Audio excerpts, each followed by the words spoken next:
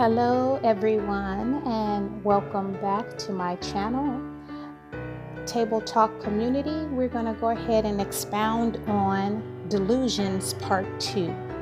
Now, I already spoke about delusions, and we got the logistics of what delusions symptoms are. But I also want to come from a perspective of how can I test my delusion so I can separate reality from fantasy. Because when I'm working in the public, I'm dealing with the public, I'm connecting with others, and I don't want to be able to not connect just because I'm fearful of my delusions might take control of my responses. I want to be able to know what's fantasy and what's reality when it comes to the things that I do and how I behave in relationships and family members, because delusions are just that psychotic thought process that has you to believe one thing when you really the reality is another. And I think I did delusions definition, and idiosyncratic belief or impression that is firmly maintained despite being contradicted by what is generally accepted as reality or rational argument. That's what we talked about in Delusion Part 1, where I think I spoke to a fictitious relationship with my orthopedic doctor. In my mind, I saw him having a feeling about me or having an attraction to me.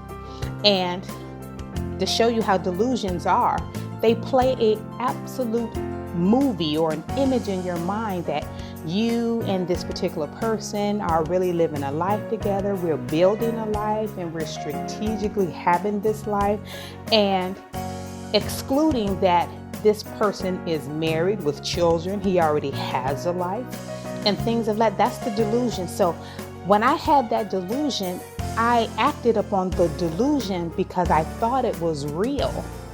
So when I acted upon that delusion, I got a negative response from my orthopedic, which led me into a state of depression, because what I believed was we had something attracted to each other, and we were going to run off into the sunset, and we were going to live our lives, and we were going to have children in the white picket fence. That's the delusion that plays in your mind. And keep in mind, when you're dealing with delusions, it gives you a full-fledged life mapped out trail journey between you and this fictitious person or this fictitious group, that you are going to live this happy life, this lovely life, and the marriage he's in and the family he's in, he's going to break it off. He's going to break it off with them. He's going to run off with me, and we're going to build something beautiful together. Now, when I partnered with my clinician, and my clinician had to let me know that some of that stemmed from when I was 7 years old, when I was abducted. And that space is almost like that void I have of needing that love and not knowing how genuine love looks. I jump at the first thing. I'd be like, oh my God, he winked his eye. That must be love. Oh my God, he shook my hand. That must be love. And delusions will take that. They'll take that little bit of evidence and they'll expound on it and give you some kind of fictitious dream. So we discussed that in Part 1 about delusions, how we identify the symptoms with delusions, and how they can lead you into deep depression if you allow those delusions to have you make an irresponsible response. And then that other party is going to, it's going to reject you because it's not a true image.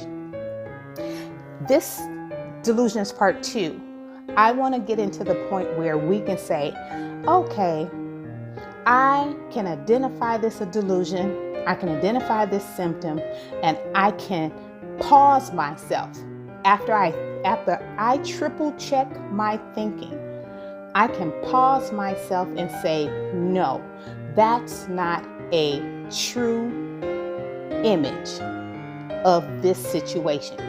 I'm a patient, this person is a doctor, and that's the relationship. It is totally not a attracted relationship where we can go any kind of further with some sense of a love relationship. You have to be able to identify that. How do you identify that? Doing the delusions. Well, after I did my self-assessment, I started to do a meditative day, and I started paying attention to how delusions take my innocent gestures, and they turn them into a contaminated gesture. Like shaking my hand should never lead to me wanting to have a relationship with you, or hugging me, or either giving me a kiss on the cheek. You take that innocent gesture and you expound it and make it dirty. That's what delusions will do.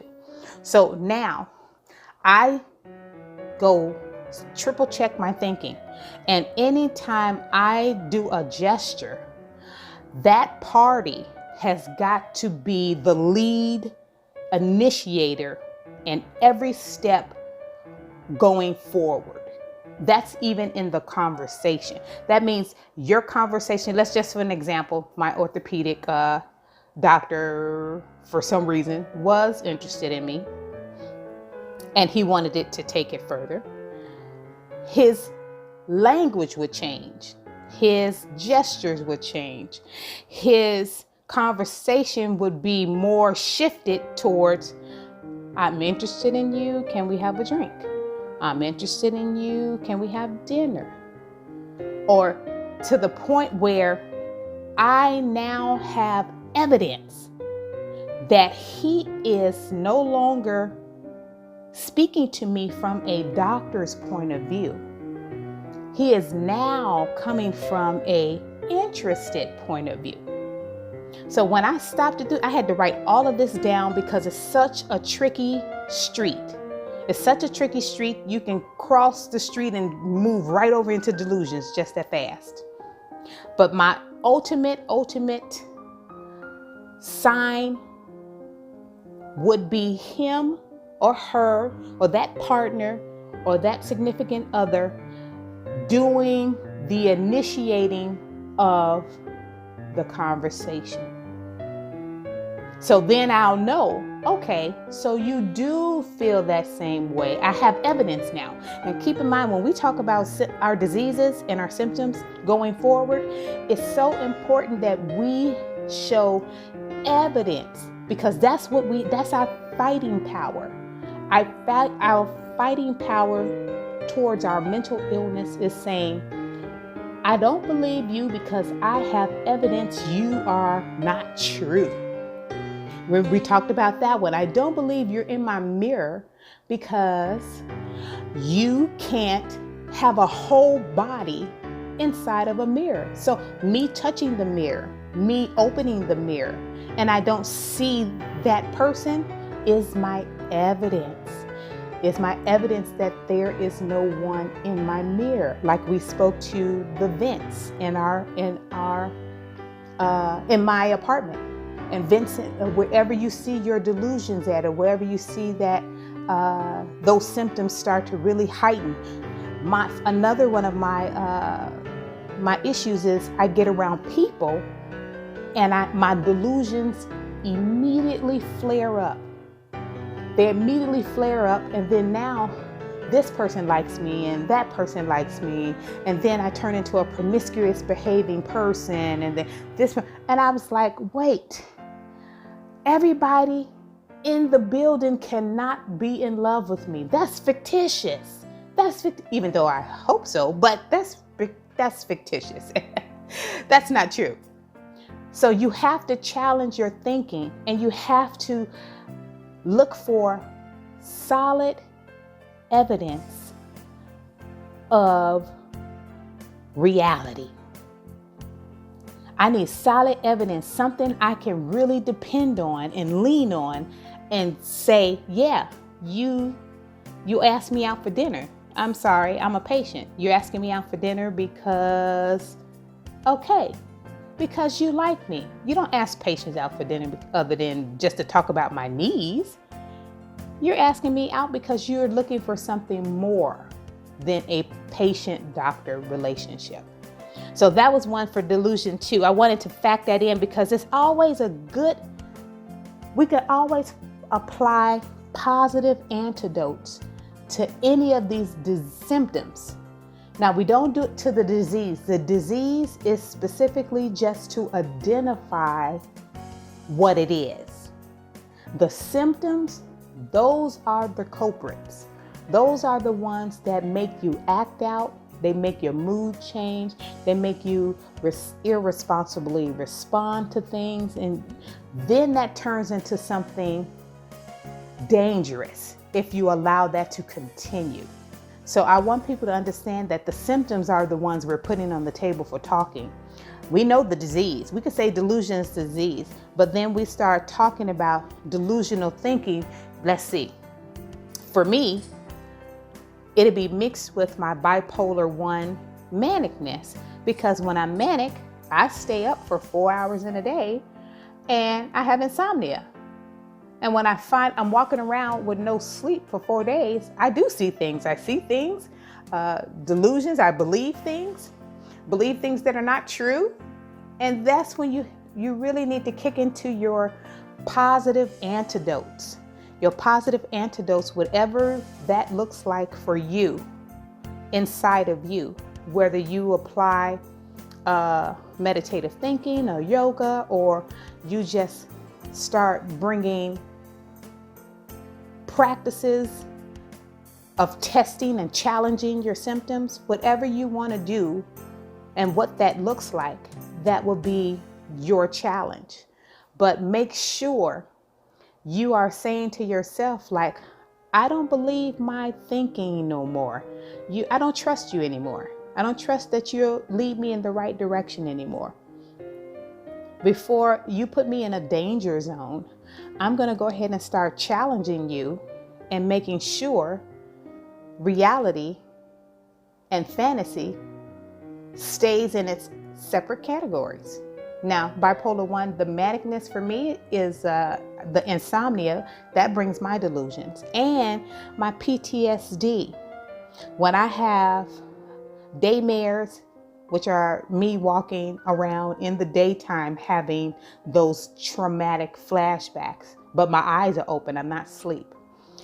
The daymares, and then I have the flashbacks, which is the actual moment. You can feel someone either hurt you, you can feel someone either touching you, or you can believe that the party that is your opposer is in the same room with you. And you get to that point, for me, I get vertigo.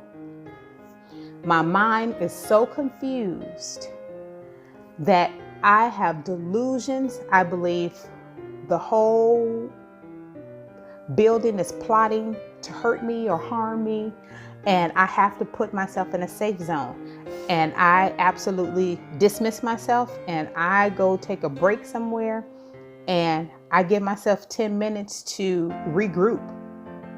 Because if I don't regroup, I will let those bad symptoms control my day. And we're not moving towards that. We're moving towards making our thinking, triple checking our thinking, and making our thoughts work for us. Those bad thinkings are not our boss. They're subject to what we tell them to do.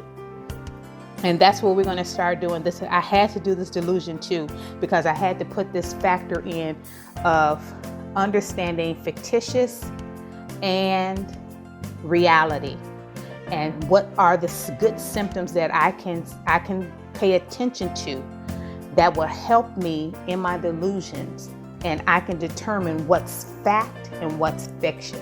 And that is solid evidence. That will be our way out of delusions when we have solid evidence. And when you can't provide the solid evidence, that is 9 times out of 10 fictitious thinking. So thank you. This is Delusions Part 2, and then I'll see you next time. Until then, stay healthy.